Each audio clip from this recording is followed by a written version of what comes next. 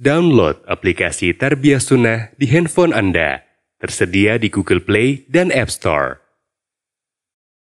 Bismillahirrahmanirrahim. Assalamualaikum warahmatullahi wabarakatuh. Alhamdulillah wassalatu wassalamu ala Rasulillah Muhammad ibn Abdillah wa ala alihi wa ashabihi wa mawalah wa man tabi'ahum bi ihsanin ila yaumil qiyamah. Wa ba'd. Hadirin jamaah Masjid Agung Al-Ukhwah Bandung yang Allah muliakan. Kita sudah membahas makna iman dan perbedaannya dengan Islam. Sekarang kita masuki penjelasan tentang rukun iman yang 6. Kita mulai dengan rukun iman yang pertama, yaitu iman kepada Allah Subhanahu wa Ta'ala. Iman kepada Allah wajib mencakup 4 poin. 1 poin saja tidak diimani, menyimpanglah tauhid dia, akidah dia atau keimanan dia. Apa saja 4 poin tersebut? Yang pertama adalah al-imanu biwujudillahi azza wa jalla. Iman kepada keberadaan Allah Subhanahu wa Ta'ala. Allah itu wajib diyakini ada. Walaupun tidak terjangkau oleh panca indera, tidak terlihat di dunia, tidak terdengar, tidak teraba, tidak terdetek keberadaannya. Wajib diyakini ada. Kok bisa? Iya. Dan meyakini keberadaan Allah adalah sesuatu yang logis, realistis, rasional. Mengingkarinya adalah sesuatu yang tidak masuk akal, sesuatu yang tidak logis, sesuatu yang tidak rasional. Kalau mengingkari keberadaan Allah Azza wa Jalla.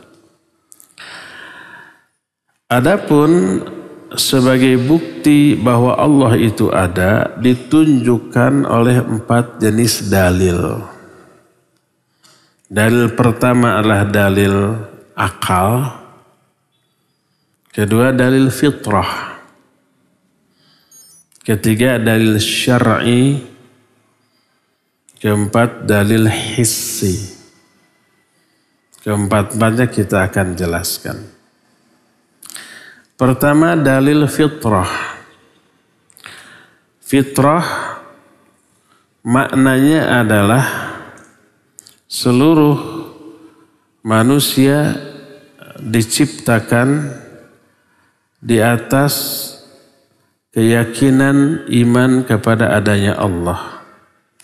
Fitrah itu asal penciptaan. Seluruh makhluk, seluruh manusia dan jin diciptakan dengan membawa keyakinan tentang adanya Allah Subhanahu wa Ta'ala. Allah berfirman, "Fa'aqim wajhaka lid-dini hanifa fitratallahi allati fataran nasa 'alaiha." Kata Allah, hadapkan wajahmu kepada agama yang lurus ini. Agama ini secara lurus. Agama inilah fitrah Allah yang seluruh manusia telah diciptakan dengan membawa fitrah ini. Membawa fitrah berupa keyakinan tentang adanya Allah. Rasul sallallahu alaihi wasallam bersabda dalam hadis sahih riwayat Imam Bukhari dan Imam Muslim, "Ma min mauludin illa yuladu 'alal fitrah." Tidak ada satupun bayi yang lahir kecuali lahirnya itu di atas fitrah. Kata Abu Hurairah, periwayat hadis ini, "Atadruna mal fitrah?" Tahu nggak kalian apakah fitrah ini? Fitrah ini adalah Islam. Yang seluruh manusia diciptakan di atas fitrah ini, di atas Islam ini. Lalu beliau membacakan surah Ar-Rum ayat 30 tadi. Faqim wajhaka lid-dini hanifa fitratallahi allati fataran nasa 'alaiha. hadapkan wajahmu kepada agama ini secara lurus. Itulah fitrah Allah. Agama inilah fitrah Allah yang seluruh manusia diciptakan di atas fitrah ini. Selama fitrahnya tidak dibelokkan kepada keyakinan yang lain, selama itu dia tetap di atas fitrah sebagai seorang muslim. Fa'abawahu yuhawidanihi aw yunassiranihi aw yumajjisanihi. Kedua orang tuanya lah yang meyahudikan si anak itu, menasranikan atau memajusikan. Kalau tidak dibelokkan kepada agama lain, dia tetap muslim. Walaupun orang tuanya kafir. Orang tuanya kafir, anaknya yang lahir Islam. Karena lahir di atas fitrah. Makanya setiap manusia yang lahir itu dengan membawa keyakinan tentang adanya Allah Subhanahu wa ta'ala. Ini dalil yang pertama disebut dalil fitrah. Dalil kedua, dalil akal. Bagaimana akal bisa meyakini bahwa Allah itu ada? Pertama, makhluk ini, alam jagat raya yang ada ini termasuk kita, bisa ada karena salah satu di antara 3 alasan. Alasan pertama, makhluk ini menciptakan dirinya sendiri. Ini alasan pertama. Alasan ini mustahil dibenarkan oleh siapapun. Karena apa? Karena sesuatu tidak bisa menciptakan dirinya sendiri. Kenapa? Karena sebelum dia ada, dia tidak ada. Dan ketika tidak ada, mustahil dia sudah menjadi pencipta walaupun menciptakan dirinya sendiri. Jadi mustahil seseorang atau sesuatu itu menciptakan dirinya sendiri. Mustahil, nggak masuk akal. Demikian juga alam jagat raya ini, termasuk manusia, jin, malaikat, binatang, semuanya mustahil mereka ada karena menciptakan dirinya sendiri. Ini alasan pertama, tertolak. Alasan kedua, ini harus konsentrasi, fokus ya, memahami penjelasan ini. Alasan kedua, sesuatu itu ada karena jelek, tiba-tiba ada dengan sendirinya. Ini juga mustahil. Apalagi sesuatu yang ada tersebut, itu pertama keberadaannya sempurna, yang kedua hidup dengan kondisi hidup yang juga super sempurna. Pertumbuhannya, perkembangannya sempurna. Seperti alam jagat raya, bintang, bulan, benda-benda besar di angkasa luar, mereka beredar di atas orbitnya dengan kecepatan dan jarak yang sangat tepat.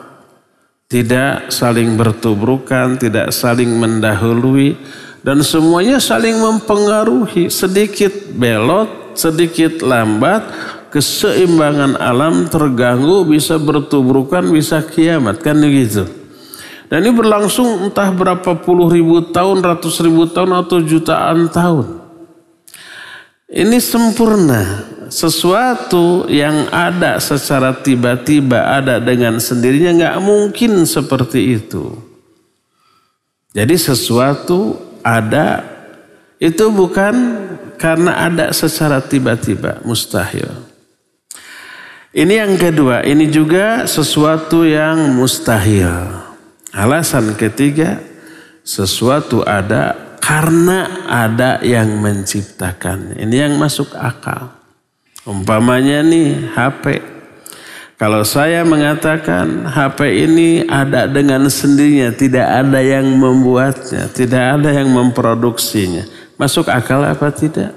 Sama sekali tidak masuk akal. Rasional enggak, logis enggak logis. Pasti ada yang membuatnya. Siapa? Ya orang melalui proses tertentu di pabriknya dan seterusnya dengan proses yang rumit. Baru HP yang kecil dan simple dibanding alam jagat raya ini.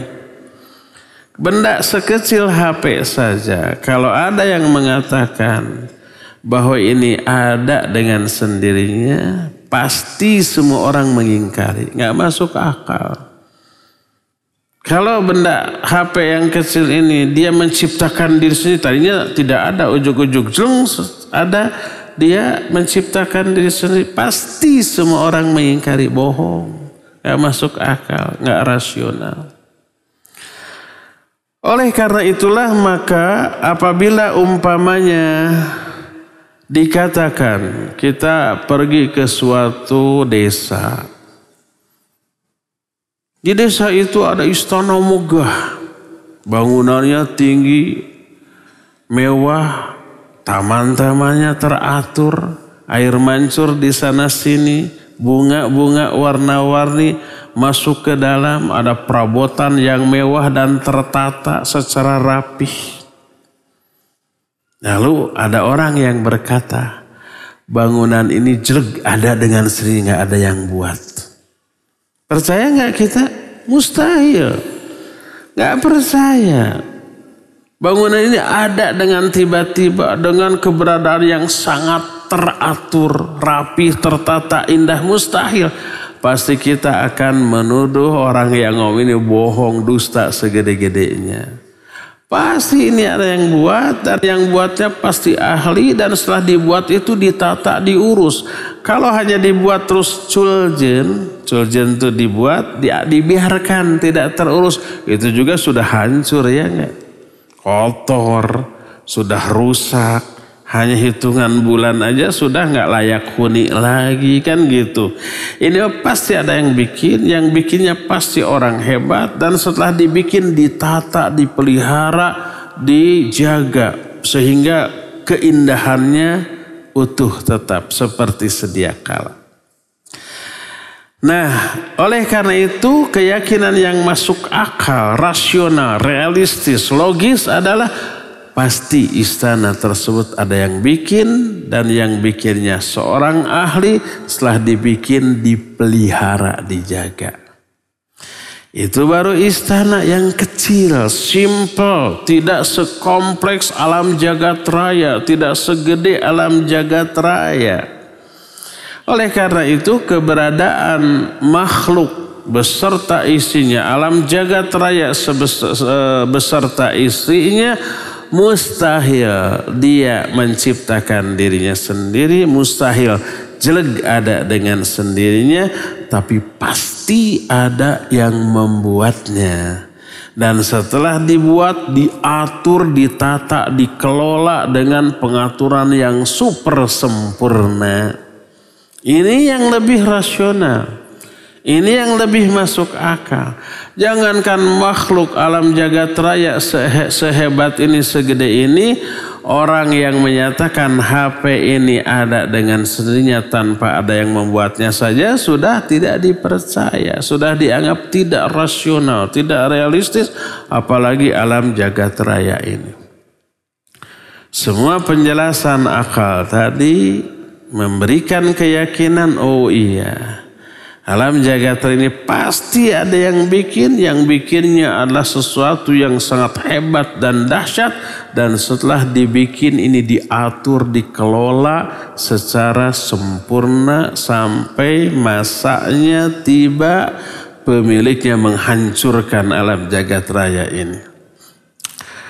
Oleh karena itu Allah Azza wa Jalla di dalam Al-Quran menyentil otak manusia dalam masalah ini. Allah menyatakan, am khuliqu min ghairi syai'in am humul khaliqun. Apakah mereka itu diciptakan padahal tadinya tidak ada, atau mereka menciptakan diri mereka sendiri sehingga jadi ada? Disentil otak kita, suruh mikir, kalian ini ada karena ada yang menciptakan, atau menciptakan diri sendiri, atau jelek ada dengan sendirinya? Akal kita yang mendengar ini berpikir, oh iya, Ini yang membuat seorang yang tadinya musyrik mendengar ayat ini dibacakan menjadi masuk Islam. Namanya Jubair bin Mut'im radhiyallahu anhu. Suatu saat itu dia masih musyrik, mendengar Nabi SAW membacakan surah Tur mulai ayat 35 sampai ayat 37. Am khuliqu min ghairi syai'in am humul khaliqun am khalaqus samawati wal arda bal la yuqinun. Kata Allah, apakah mereka itu diciptakan padahal tadinya tidak ada, atau mereka menciptakan diri mereka sendiri, atau merekakah yang menciptakan langit dan bumi? Maka mereka pasti tidak yakin. Kata Jubair bin Mut'im yang saat itu masih musyrik, begitu mendengar ayat ini dia berkata, kada qalbi ayyatir wa dzalika awwalu ma qara'al iman fi qalbi. Kata dia, hampir-hampir hatiku terbang melayang mendengar ayat ini. Dan ini awal tertanamnya iman di dalam hatiku.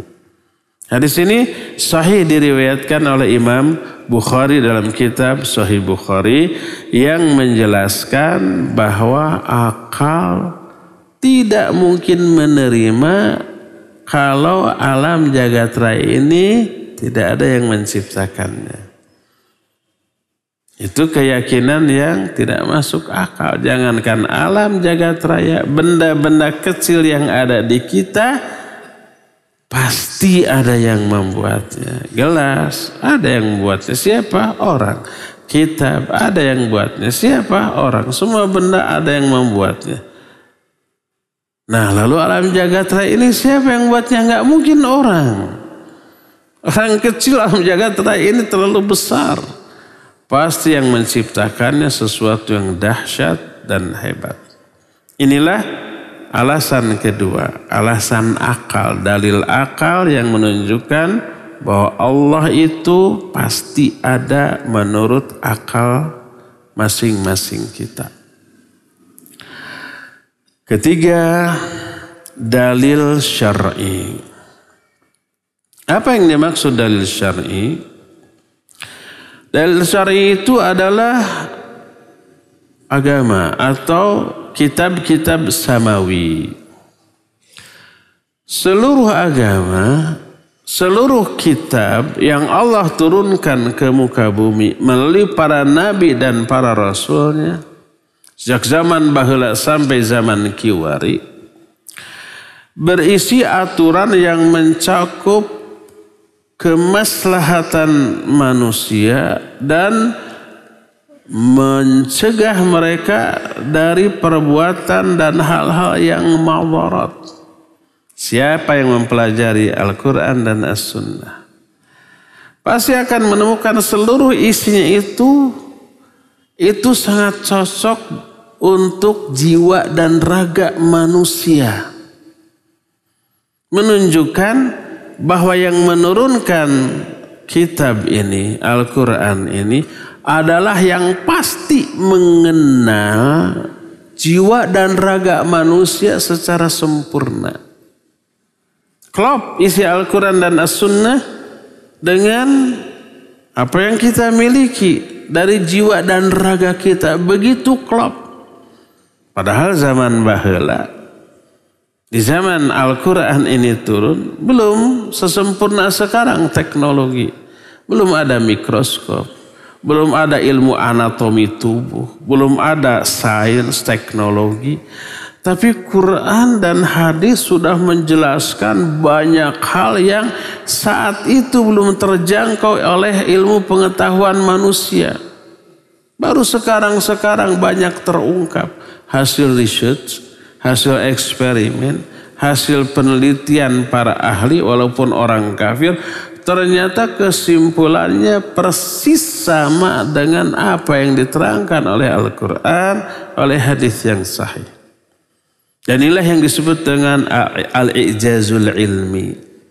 Al-i'jazul ilmi itu maknanya hasil research manusia, eksperimen, penelitian manusia yang isinya kesimpulan itu sesuai dengan apa? Dengan nas Al-Quran dan hadis yang sahih. Sampai ada orang kafir peneliti yang meneliti lalat.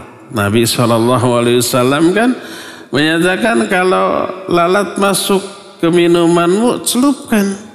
Buang lalatnya, minum airnya, karena di sayap satunya ada racun, sayap yang satunya lagi ada penawarnya. Saat itu belum ada mikroskop.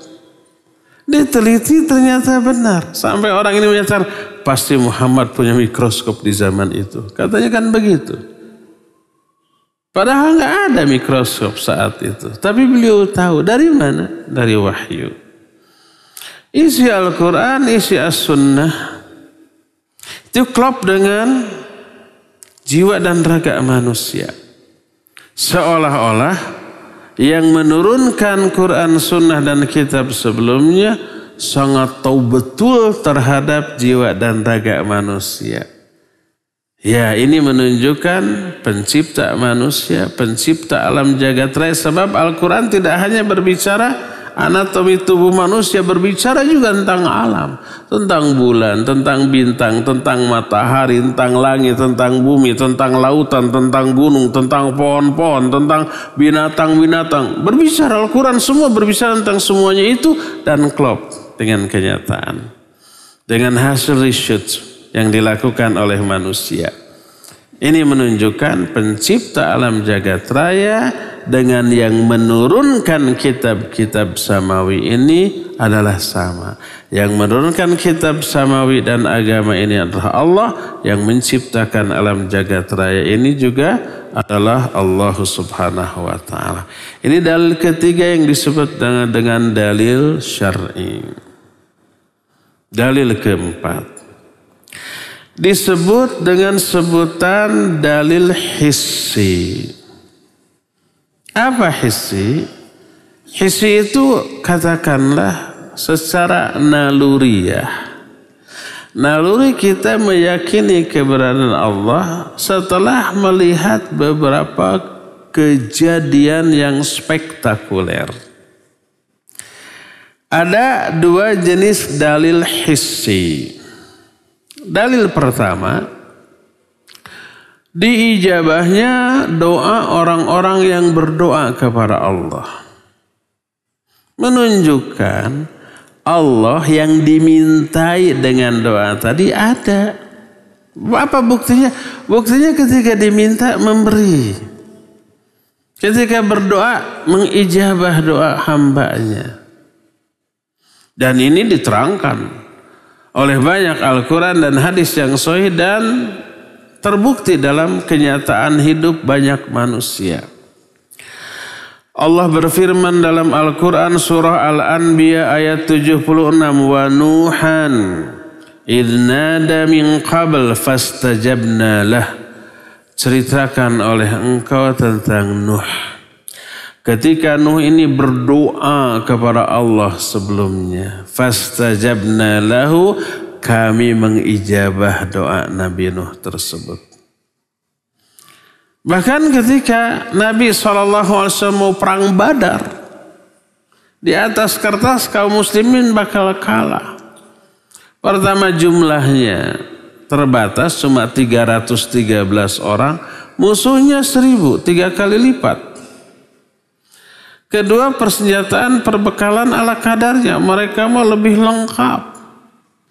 Ketiga, pengalaman perang yang minim, mereka mau sudah sejak zaman sebelum Islam datang sering perang dengan suku lain. Di atas kertas kaum muslimin bakal kalah.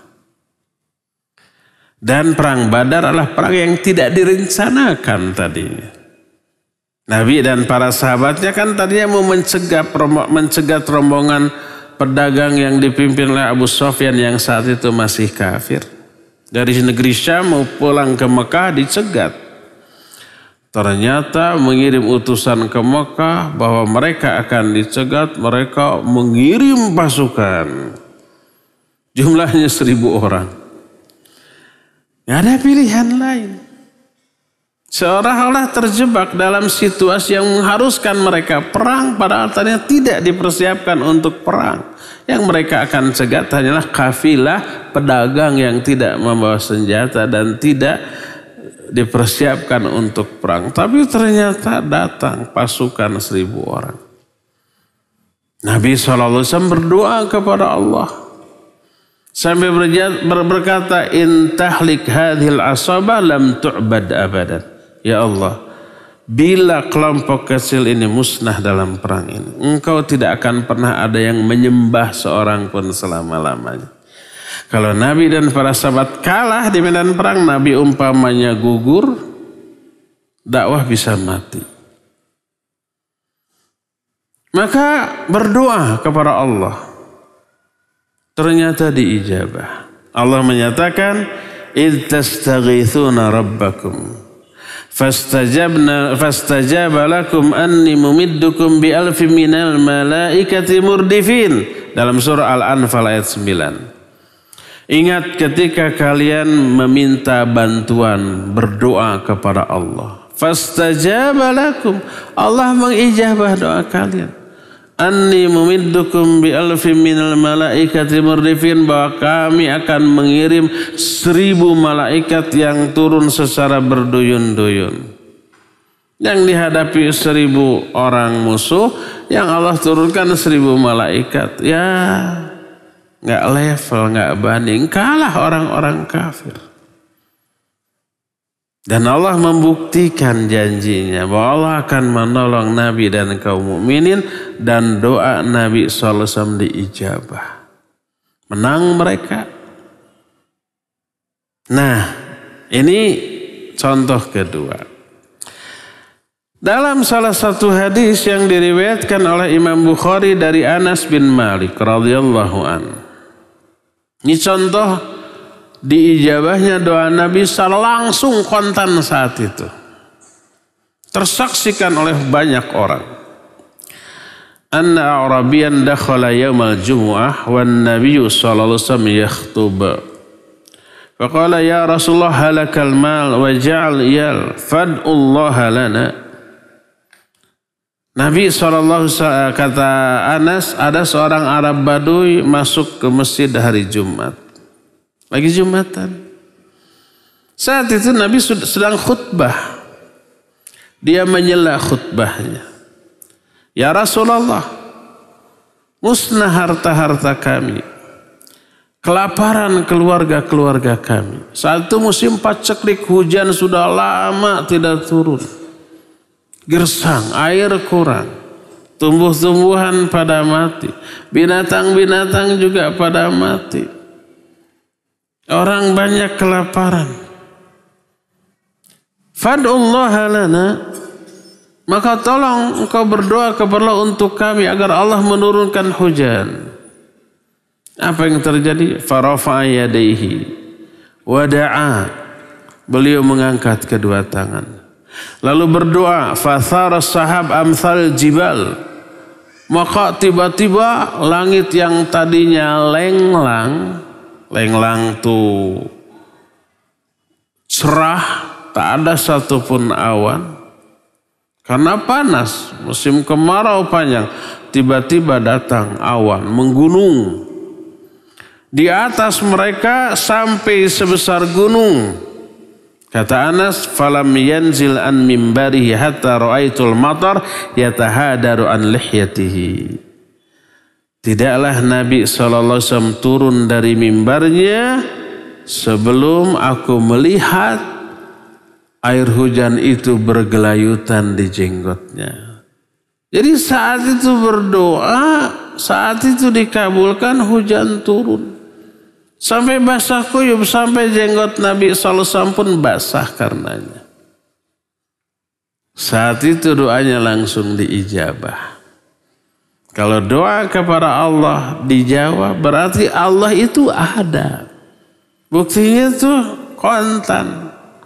Menjawab doa hambanya yang saleh. Saat itu hujan terus turun, tidak henti-hentinya. Sampai ke Jumat berikutnya. Apa yang terjadi? Jangankan di Saudi zaman itu. Di Bandung jaga kalau umpos setiap hari hujan turun banjir ya. Apalagi di sana. Banjir, bangunan banyak yang runtuh, dan kerusakan lainnya. Sampai Jumat berikutnya, wa fil jum'ati tsaniyah qama dzalikal a'rabi aw ghairuh. Di Jumat yang berikutnya, Nabi sedang khutbah, datang Arab Baduy yang kemarin atau yang lain. Anas bin Malik ini tidak pasti apakah yang kemarin atau bukan, karena tidak tenenget-nenget kata orang Sunda. Tenyidik-nyidik yang kemarin apa bukan. Pokoknya sama-sama Arab Baduy. Lalu orang ini berkata, ya Rasulullah, tahaddamal bina wa gharaqal mal fad'ullaha lana. Wahai Rasulullah, bangunan-bangunan rumah banyak yang runtuh tuh. Harta-harta kami tenggelam karena banjir. Tolong berdoalah engkau kepada Allah untuk kami agar Allah menghentikan hujan ini. Saat itu Nabi SAW mengangkat kedua tangan. Lalu berdoa, Allahumma hawalaina wala alaina. Ya Allah, turunkan hujan ini di sekitar kami, di sekeliling kota Mekah, jangan pas di atasnya. Pokoknya asal memenuhi lembah-lembah dan gunung-gunung di tengah-tengah namah jangan. Maka kata Anas bin Malik, tidaklah kami keluar dari masjid kecuali matahari sudah memancarkan sinarnya dengan terik. Kembali muncul. Padahal tadi sepekan gelap terus, hujan terus. Doa Nabi SAW saat itu dikabul. Nah, peristiwa dikabulkannya doa ini secara naluriah menanamkan keyakinan dalam hati orang-orang yang menyaksikannya bahwa Allah itu ada. Buktinya ketika diminta Allah menjawab. Walaupun Allahnya tidak terlihat, tidak terjangkau oleh indera kita, tetapi diyakini keberadaannya karena ketika diminta ternyata memberi. Ini dalil hissi yang pertama. Dalil hissi yang kedua berupa adanya mukjizat para nabi dan para rasul yang tersaksikan oleh banyak orang, terdengar oleh banyak orang, yang menjadi bukti nyata kebenaran para nabi dan para rasul yang menjadi utusan Allah. Kalau para nabi, para rasul itu benar, berarti yang ngutus mereka itu yaitu Allah Subhanahu wa taala ini benar ada. Ini utusannya aja membuktikan keberadaan Allah. Salah satunya adalah dengan adanya mukjizat. Sebagai contoh umpamanya Nabi Musa alaihissalatu wassalam ketika terjebak dikejar-kejar oleh Fir'aun dan bala tentaranya. Lari ke pantai, ternyata di pantai tidak ada jalan keluar, tidak ada tempat lari lagi, pasti kesusul tuh. Sampai apa? Sampai orang-orang menyatakan kita binasa sekarang. Kata Nabi Musa tidak. Karena apa? Allah beserta kita. Tiba-tiba Allah mewahyukan kepada Nabi Musa untuk memukulkan tongkatnya ke lautan. Dipukulkan. Begitu dipukulkan si laut terbelah. Lalu terbukalah jalan. Air laut di kiri dan di kanan seolah-olah tertahan. Menggunung sebesar bukit. Mereka lari di dalam. Sampai ke seberang sana. Dan ini Allah jelaskan dalam Al-Quran dalam surah Asy-Syu'ara ayat 63. Fa'auhayna ila Musa anidrib bi'asakal bahar fanfalaqa fakana kullu firqin qataudil azim. Maka kami wahyukan kepada Nabi Musa, pukulkan tongkatmu ke lautan. Maka setelah dipukulkan, terbentuklah jalan. Dan setiap sisi dari jalan ini seolah-olah gunung air yang sangat besar. Mereka lewat di sana. Ini kejadian yang tidak rasional. Tidak logis, tidak masuk akal, tapi benar-benar terjadi, teralami oleh mereka, tersaksikan oleh mereka secara langsung. Adanya peristiwa ini mau tidak mau memastikan, oh kalau begitu Allah itu ada. Ini mukjizat Nabi Musa, atas kuasa Allah disuruh memukulkan tongkatnya ke lautan lalu terbelah. Mungkin ada di antara kita yang sempat berpikir sebagaimana saya juga dulu sempat berpikir begini ketika masih anak-anak. Daripada Allah memberikan kesaktian kepada Nabi Musa memukulkan tongkat sampai ini terbelah, kenapa Allah tidak berikan kesaktian kepada Nabi Musa untuk menghantamkan tongkatnya ke Firaun dan Belanda terus semuanya mati? Ada yang berpikir begitu? Malah pernah ada jamaah, kenapa para nabi itu tidak gagah aja seperti Superman kayak gitu. Sekali tiup semuanya mati. Iya, inilah yang disebut dengan apa? Perjuangan dan pengorbanan. Setiap perjuangan ada pengorbanan, ada penderitaan, itu harus dirasakan dulu. Kalau setiap nabi, rasul diberi kekuatan seperti kekuatan Superman, nggak ada umpamanya orang kafir yang berani, mereka tunduknya itu karena takut, bukan karena iman nanti. Terus nggak terasa perjuangan kalau kayak Superman, nabi berkekuatan seperti Superman. Siapa yang berani coba? Siapa yang tidak akan dengar omongannya? Dan tidak akan ada penderitaan bagi seorang Superman. Dipukul malah yang mukulnya yang sakit ya. Dibacok malah patah anunya. Di mana perjuangannya? Di mana pengorbanannya? Di mana penderitaannya? Islam ini agama yang mengharuskan kita berjuang, berkorban, menderita. Penderitaan perjuangan itu yang memiliki nilai di mata Allah Azza wa Jalla. Dipahalai, digugurkan dosa itu dari perjuangan, dari penderitaan, dari pengorbanan. Jadi Allah Azza wa Jalla hanya memberi solusi di saat kepepet. Di saat kepepet diberi solusi, nyebrang saja sudah.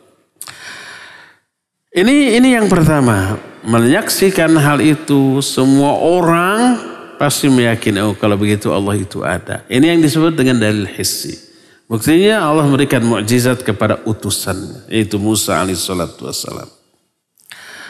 Kedua, mukjizat Nabiullah Isa alaihissalatu wassalam. Lebih hebat lagi. Beliau itu bisa menghidupkan orang yang sudah mati.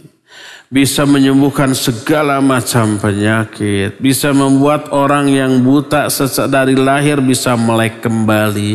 Bahkan bisa mengambil tanah dibentuk-bentuk, diemplek-emplek jadi burung. Kemudian ditiup jadi burung beneran.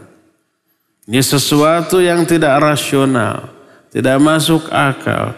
Tidak logis. Tak ada akal orang yang bisa menjelaskan itu secara logika. Allah berfirman dalam Al-Quran surah Ali Imran 49. Wa uhil mauta biiznillah. Aku bisa menghidupkan orang yang mati karena izin Allah. Termasuk orang yang sudah dikubur. Oleh Nabiullah Isa alaihissalam bisa disuruh hidup lagi dan keluar lagi untuk memberitahukan masa lalu yang mereka alami. Yang dialami oleh si mayit. Allah berfirman dalam surah Al-Ma'idah 110, wa idh tukhrijul mauta bi'izni. Ingat, ketika engkau mengeluarkan mayit dari kuburannya dengan izin aku. Oleh karena itu, orang-orang yang melihat kehebatan Nabi Isa dalam bentuk mukjizat pasti meyakini. Oh, ini utusan benar, utusan Allah. Kalau utusannya benar berarti yang mengutusnya itu ada. Siapa? Allah Subhanahu wa ta'ala. Termasuk Nabi SAW menunjukkan mukjizat yang tidak masuk akal dalam beragam jenis mukjizat. Ketika Nabi SAW mengumpulkan orang-orang kafir, setelah dikumpulkan diajak untuk mentauhidkan Allah, hanya menyembah Allah, meninggalkan semua sembahan yang lain. Karena aku utusan Allah kepada kalian. Mereka minta bukti, apa buktinya bahwa kamu utusan Allah? Nabi balik menantang, bukti apa yang kalian minta? Karena kalau Nabi menunjukkan bukti dari dirinya sendiri bisa diingkari. Bukti apa yang kalian minta? Akhirnya mereka berembuk memikirkan bukti yang kira-kira mustahil dibuktikan oleh Nabi SAW. Apakah bukti yang mereka minta? Tuh lihat ada bulan. Satu kebetulan bulan terlihat. Itu bulan bulat satu. Coba kau belah menjadi dua. Kan ini mustahil ya enggak? Jangankan saat itu, saat sekarang juga mustahil. Ada orang bisa membelah bulan. Tapi apa yang terjadi? Nabi SAW berisyarat dengan telunjuknya ke arah bulan. Lalu bertindak, bergerak seolah-olah membelah bulan dari kejauhan. Apa yang terjadi? Benar-benar bulan terbelah dua. Seluruh orang menyaksikan. Tapi apa yang terjadi setelah menyaksikan bukti yang mereka minta?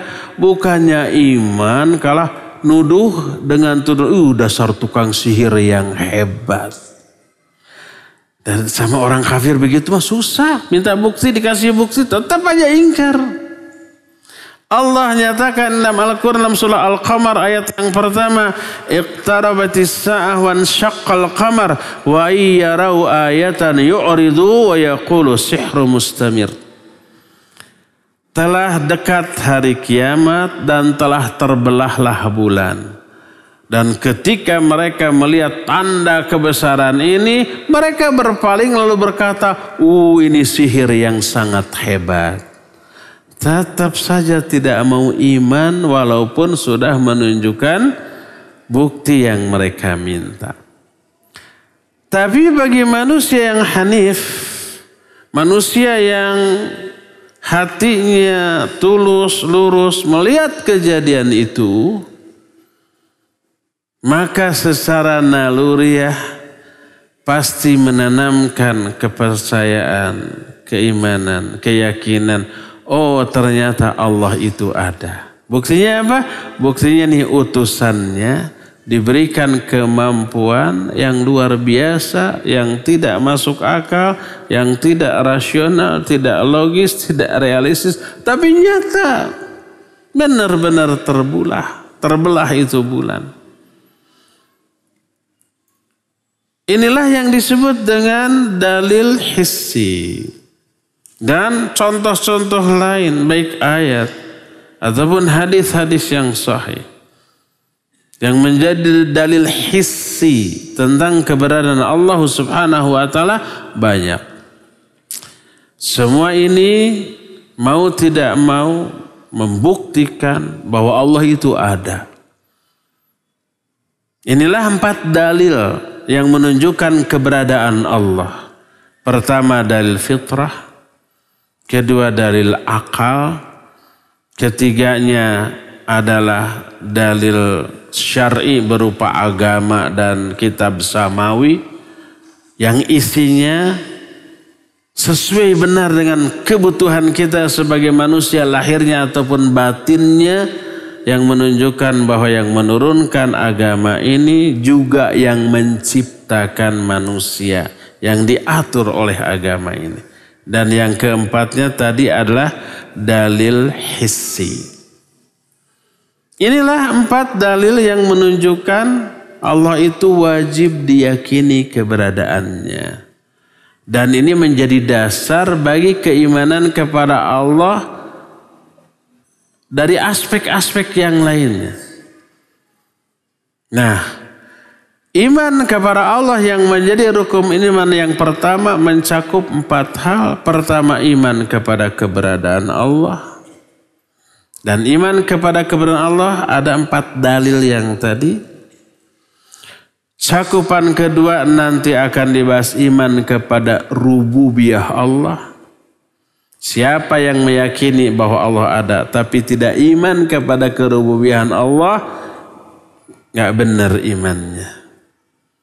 Kufur, iya kufur, dan nanti ada penjelasan. Ketiga, beriman kepada keuluhiyahan Allah. Siapa yang hanya iman bahwa Allah itu ada, Allah itu sebagai Rabb, tapi nggak iman kepada keuluhian Allah, nanti akan dibahas maknanya, nggak benar juga. Dia bisa musyrik. Dan yang keempat, beriman kepada asma dan sifat Allah. Inilah 4 cakupan iman kepada Allah. Pertama, iman kepada keberadaan Allah dengan 4 dalil yang tadi disebutkan. Kedua, iman kepada kerububiyahan Allah, nanti akan diterangkan. Ketiga, iman kepada keuluhiyahan Allah, juga nanti akan dijelaskan. Dan poin terakhirlah iman kepada asma dan sifat Allah.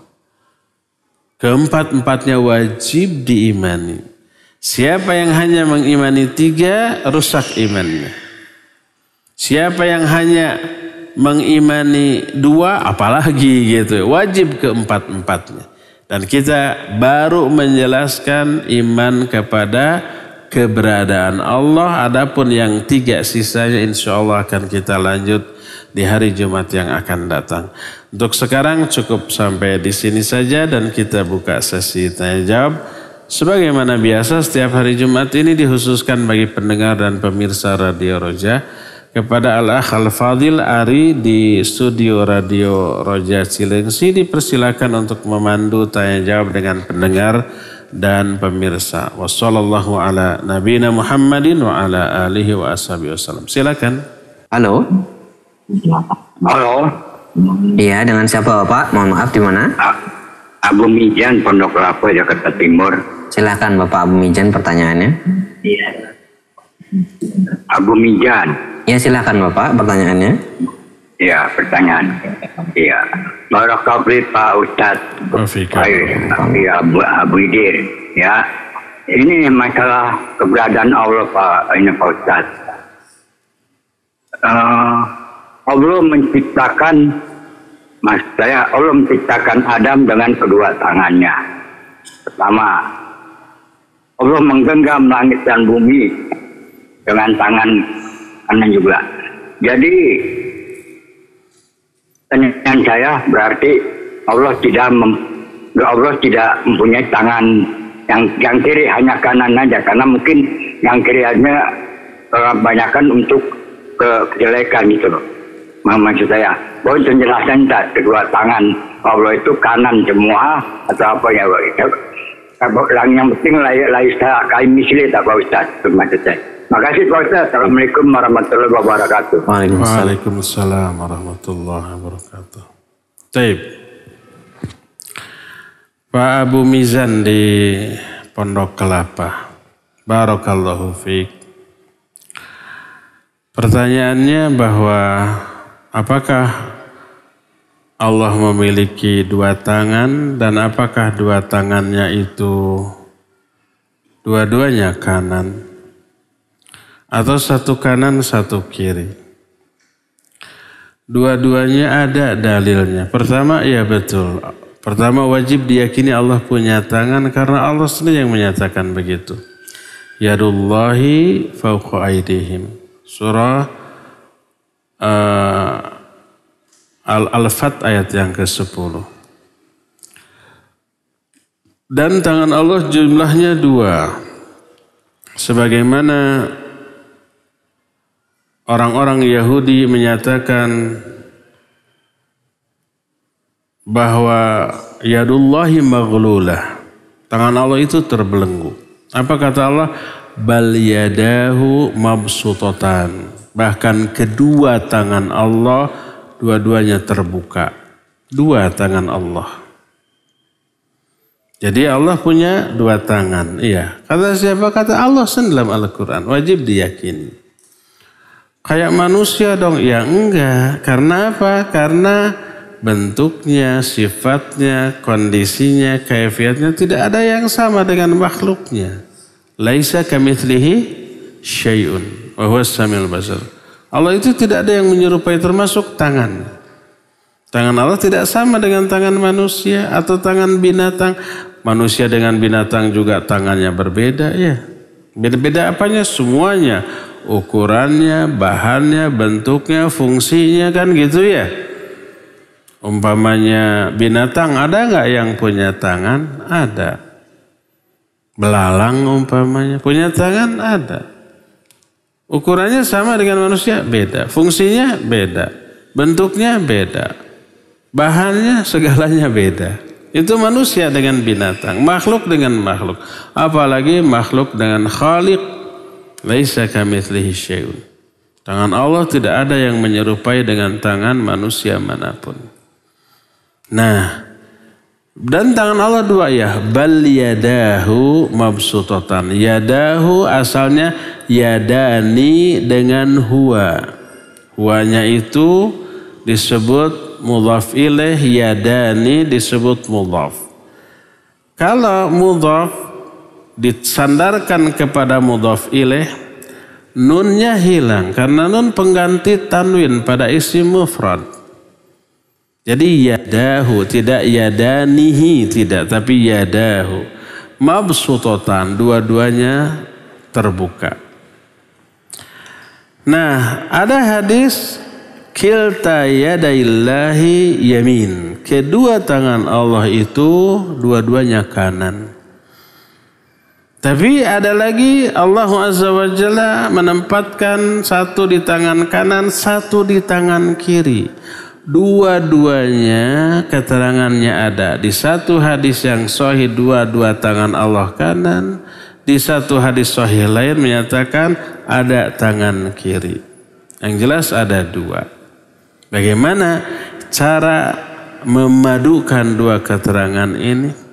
Berkata di antara Syekh Muhammad bin Shalih Al-Utsaimin rahimahullah, beliau menyatakan bahwa tangan Allah dua dan keduanya memiliki kekuatan yang sama, tidak ada bedanya, maka disebutlah dengan sebutan dua-duanya kanan. Kalau manusia punya dua tangan, kekuatan antara tangan kanan dan kiri tidak sama. Umumnya lebih kuat tangan kanan daripada tangan kiri. Yang kidal ya mungkin lebih kuat tangan kiri. Kemampuan tangan kanan umumnya lebih ya daripada tangan kiri. Makanya segala sesuatu kita pakai tangan kanan. Makan ya, badminton. Coba umpamanya yang sudah ahli pakai tangan kanan badminton, pakai tangan kiri. Bisa? Nggak bisa ya. Ini berbeda kemampuannya. Kalau manusia, tapi Allah sama kekuatannya, kemampuan, maka disebut dua-duanya kanan untuk menunjukkan tidak ada perbedaan antara tangan yang satu dengan tangan yang lain, seolah-olah itu dua-duanya kanan. Demikianlah para ulama memadukan dua keterangan tadi. Insya Allah ini lebih detail akan dibahas dalam bab yang keempat, yaitu beriman kepada asma dan sifat Allah. Wallahu a'lam. Silakan lanjut.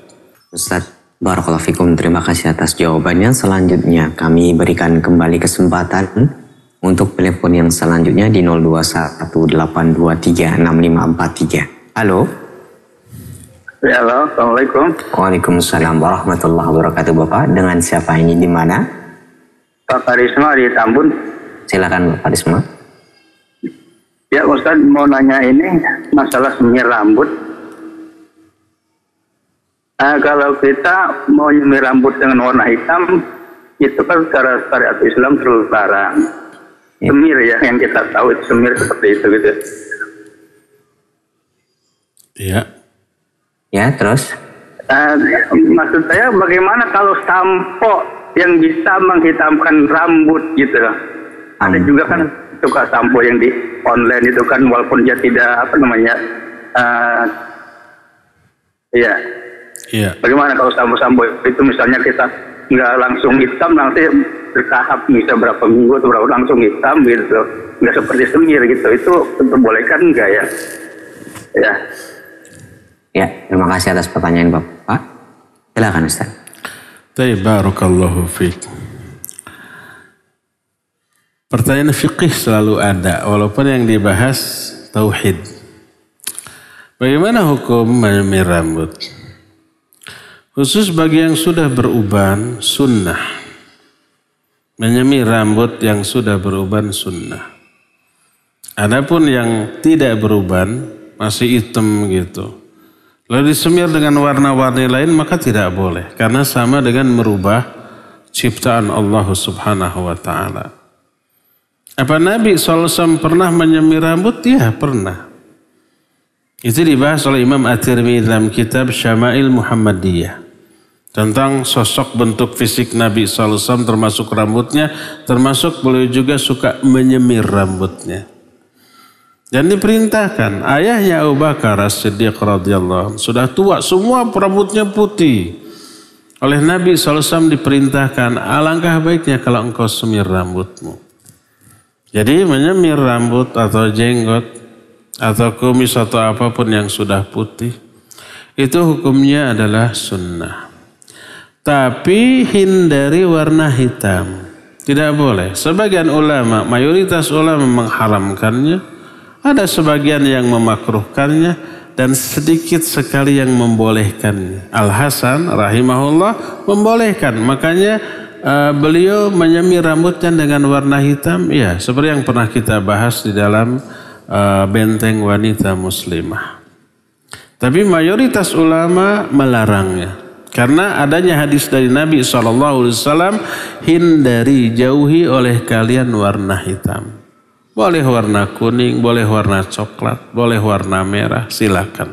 Ya. Nah sekarang ada jenis sampo tertentu yang apabila dipakai membuat si rambut yang sudah putih menjadi hitam. Boleh enggak? Itu prosesnya sama dengan semir. Pokoknya mau dengan semir, mau dengan cat, mau dengan pilox, mau dengan sampo atau apapun, maka itu sama intinya merubah warna uban menjadi warna hitam. Itu terlarang, tidak boleh.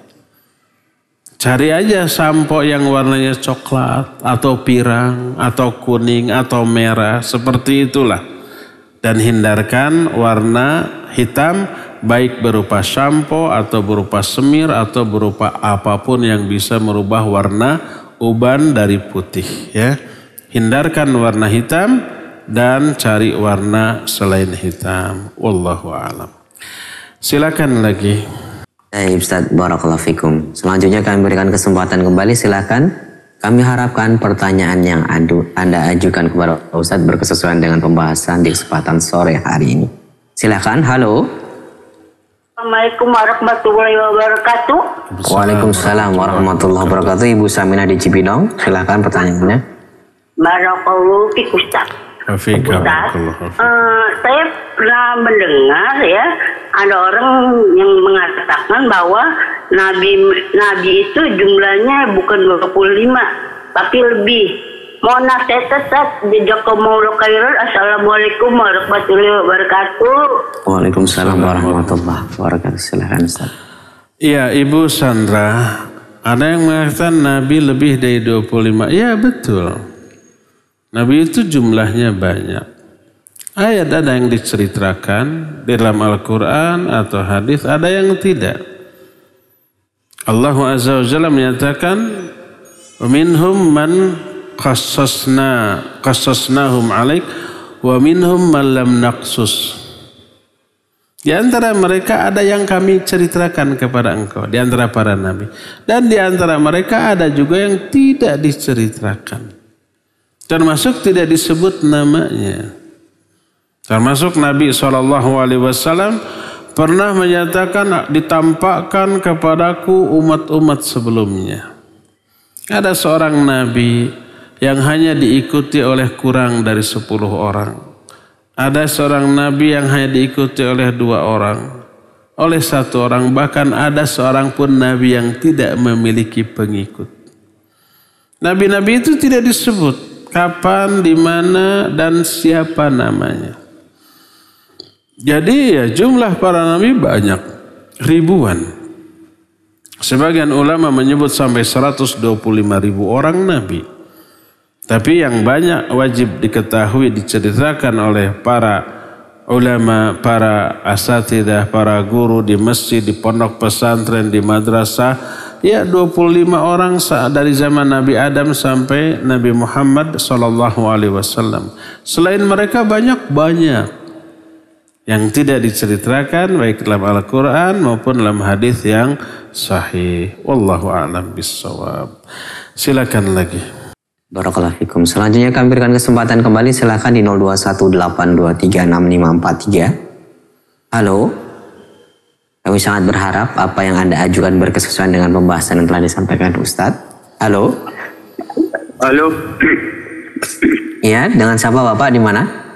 Saya dari Tasik, mau bertanya. Silakan Bapak. Kepada Ustadz. Iya. Apakah Luqmanul Hakim itu nabi atau bukan? Cukup sekian dah.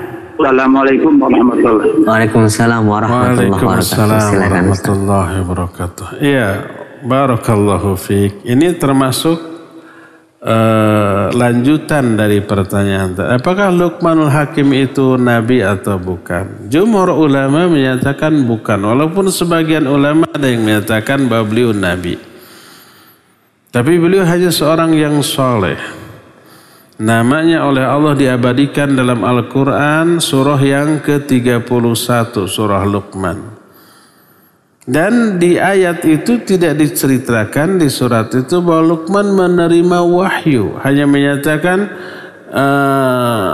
wa idh qala Luqmanu libnihi wa huwa ya'idhuhu ya bunayya. Atau diberi hikmah. Kata Allah Subhanahu wa ta'ala di dalam surah Luqman itu bahwa kami telah memberikan hikmah kepada Luqman. Nah, itu bukanlah wahyu. Menunjukkan bahwa Luqman diistimewakan oleh Allah sampai diabadikan namanya karena kesolehannya. Mayoritas ulama, jumhur ulama menyatakan beliau bukanlah nabi tapi seorang yang soleh. Walaupun ada sebagian ulama yang menyebut beliau sebagai seorang nabi. Ya, walaqad ataina Luqmanal hikmata anishkur lillah. May yashkur fa innama yashkuru li nafsihi wa man kafara fa innallaha ghaniyyun hamid. Dan ingat ketika kami berikan hikmah kepada Luqman, yaitu bersyukurlah kamu kepadaku. Siapa yang bersyukur maka manfaat syukurnya itu untuk dirinya sendiri. Tapi siapa yang kufur, Allah maha ghani dan maha hamid, tidak merugikan Allah sedikit pun. Jadi di dalam surah Luqman itu tidak diceritakan bahwa Allah memberi wahyu yang disampaikan kepada umat, tidak. Hanya memberi ilmu hikmah saja, ya. Dari sinilah mayoritas ulama menyatakan beliau orang soleh dan bukan menjadi nabi. Walaupun sekali lagi ada ulama yang menyebut beliau sebagai nabi. Wallahu a'lam. Silakan lagi. Ustaz, terima kasih atas jawabannya. Selanjutnya kami berikan kesempatan kembali. Silakan masih di layanan telepon 0218236543. Halo. Halo, Assalamualaikum. Waalaikumsalam warahmatullahi wabarakatuh. Bapak, dengan siapa ini, di mana? Saya dengan Ahmad Gilang di Jakarta. Silakan pertanyaannya. Saya mau tanya pada Ustaz. Bismillahirrahmanirrahim. Assalamualaikum Ustaz. Pertanyaan Anda adalah mengenai Allah ya. Allah itu ada di mana gitu? Karena di surat Al-A'la disebutkan Allah itu maha tinggi. Dan kemudian tapi juga ada yang mengatakan bahwa Allah itu sangat dekat urat nadi gitu ya. Jadi sebenarnya Allah itu ada di mana begitu Ustaz? Ya. Terima kasih Bapak atas pertanyaannya. Begitu menjawabnya. Silahkan Ustaz. Di mana Allah? Al-Quran dan hadis yang sahih, yang banyak dengan beragam ungkapan Sampai Imam Ibnu Qayyim rahimahullahu ta'ala menyatakan, dalil ayat Al-Quran lebih dari 1000 dalil yang menunjukkan Allah ada di atas. Ini dibahas ketika membahas salah satu di antara sifat Allah, Al-Ali. Wallahu aliyun hakim. Allah itu maha tinggi dan maha hakim. Wallahu wa huwal aliyul kabir. Allah itu yang maha tinggi, yang maha kabir. Maksud tinggi adalah Allah di atas seluruh makhluknya. Dan makhluk yang ada di atas kita apa? Langit. Ada langit 1, langit 2 sampai langit 7. Di atas langit 7 ada kursi. Di atas kursi ada arsy. Di atas arsy tidak ada makhluk lain. Arsy itu makhluk Allah tertinggi dan terbesar. Tak ada yang lebih tinggi, tak ada yang lebih besar daripada arsy. Dan Allah istiwa di atas arsy. Ba'inun min khalqih, terpisah dari makhluknya, tidak nempel, tidak butuh kepada arsy. Untuk menunjukkan Allah itu ada di atas seluruh makhluknya, makanya disebut dengan sebutan Al-Ali. Al-Ali ketinggian Allah dalam 3 hal. Pertama, Ali dalam hal zat, dan ini yang banyak diingkari. Zat Allah berada di atas seluruh makhluknya. Kedua, Al-Ali dalam hal keagungan kemuliaan. Kemuliaan Allah begitu tinggi, tak ada yang menyamai. Dan yang ketiga, kekuasaan. Kemuliaan dan kekuasaan semua manusia pasti meyakini. Tapi secara zat banyak yang mengingkari. Padahal Allah dalam Al-Quran banyak dengan ribuan atau dengan banyak ungkapan. Pertama, mengungkapkan bahwa Allah di atas. Ar-Rahmanu 'alal arsy istawa. Ada 7 ayat yang menjelaskan itu dalam Al-Quran. Allah istiwa di atas arsy. Kedua, ayat yang menyatakan Allah ada di langit. Amintum man fis sama. Apakah kalian merasa aman terhadap Allah yang ada di langit? Termasuk ketika seorang jariyah yang mau dibebaskan oleh tuannya dites oleh Nabi. Aina Allah? Di mana Allah? Dia menjawab, Allahu fis sama. Allah ada di langit. Wa man ana? Siapa aku? Anta Rasulullah. Engkau Rasulullah. Kata Nabi SAW, a'tikha fa innaha mu'minah. Bebaskan dia karena dia seorang mukminah. Keimanan dia hanya dengan mengetahui Allah di atas langit dan beliau adalah Rasulullah sallallahu alaihi wasallam. Nah, itu banyak ungkapan yang seperti itu. Yang ketiga, baik para malaikat, amalan, doa semuanya terangkat ke langit. Ya'rujul malaikatu warruhu ilaihi. Para malaikat bersama malaikat Jibril naik ke atas kepada Allah. Kalau naik ke mana? Ya ke atas. Karena Allah memang ada di atas. Di mana di atasnya? Di atas langit, maknanya di atas arsy. Ketiga, ada yang turun dari Allah. Di antaranya kitab Al-Quran. Ya. Alif Lam Mim tanzilul kitabi min rabbil alamin. Ini Al-Quran diturunkan. Kalau diturunkan dari mana? Dari atas ke bawah. Alhamdulillahilladzi anzalal kitaba ala abdihi wa lam yaj'al lahu iwaja. Segala puji bagi Allah yang telah menurunkan kitab kepada hambanya. Turun itu dari atas ke bawah. Terus peristiwa Mi'rajnya Nabi SAW. Di mana? Berjumpa dengan Allah di atas. Dari Palestina, dari Masjid Al-Aqsa naik ke atas.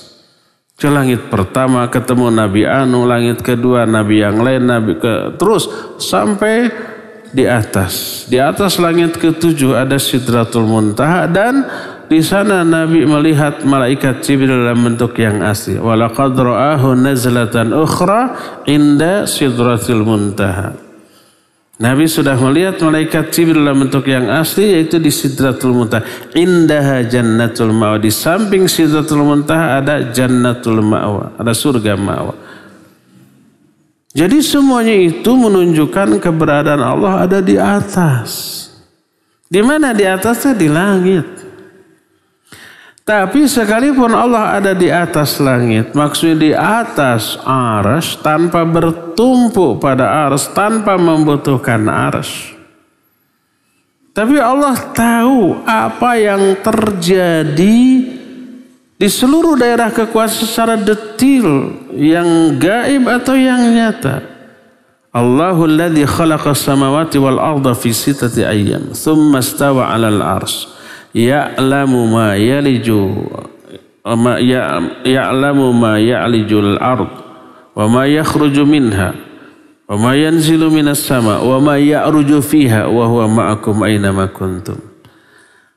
Allah yang telah menciptakan langit dan bumi pada 6 hari, lalu dia istiwa di atas arsy.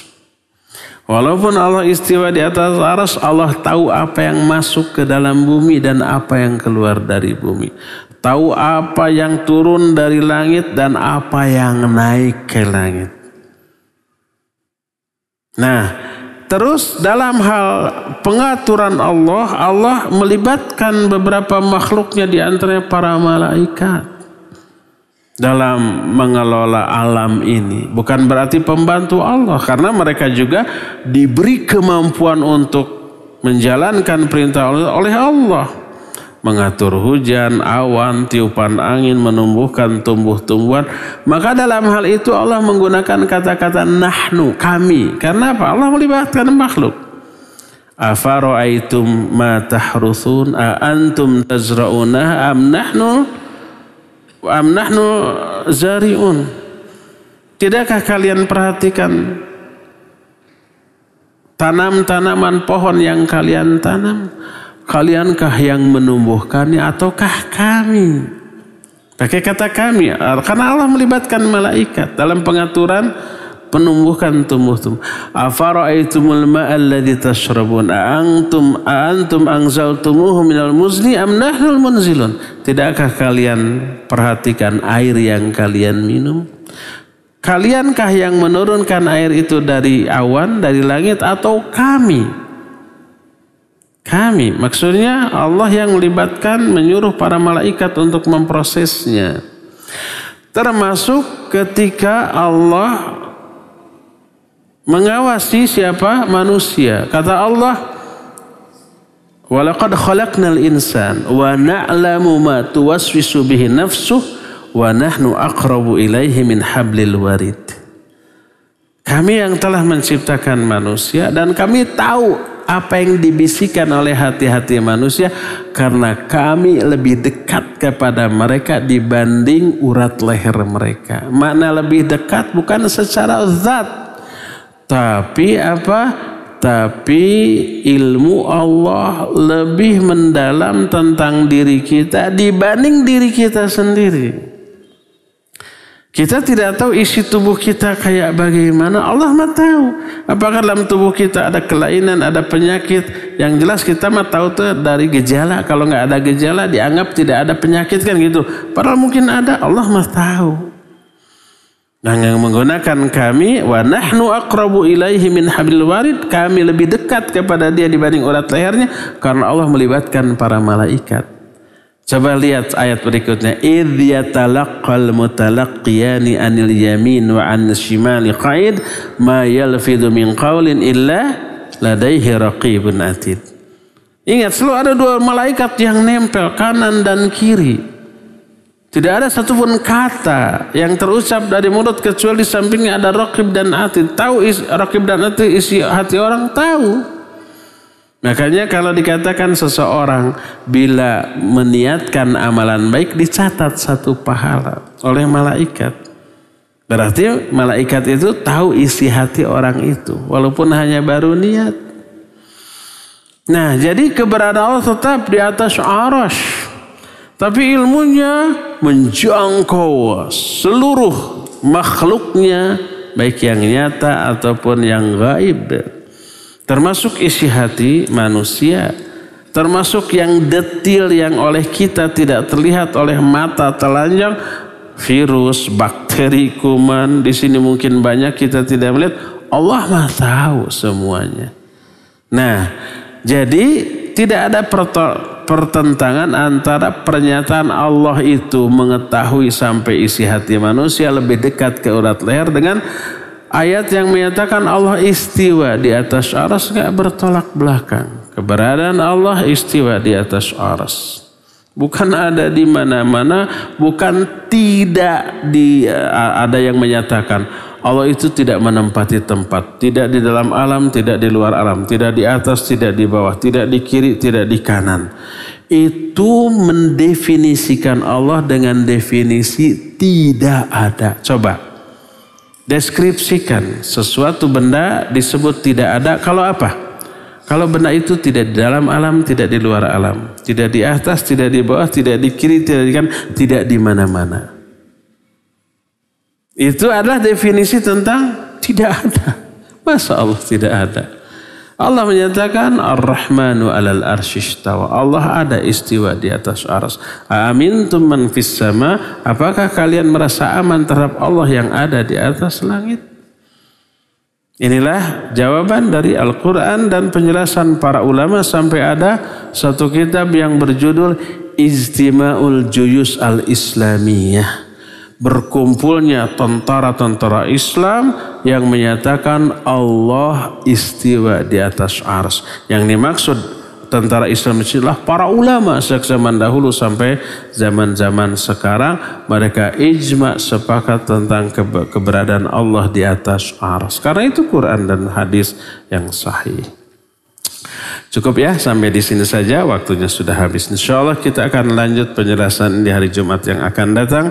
Subhanakallahum bihamdik asyhadu an la ilaha illa anta astaghfiruka wa atubu ilaik walhamdulillahirabbil alamin. Wassalamualaikum warahmatullahi wabarakatuh.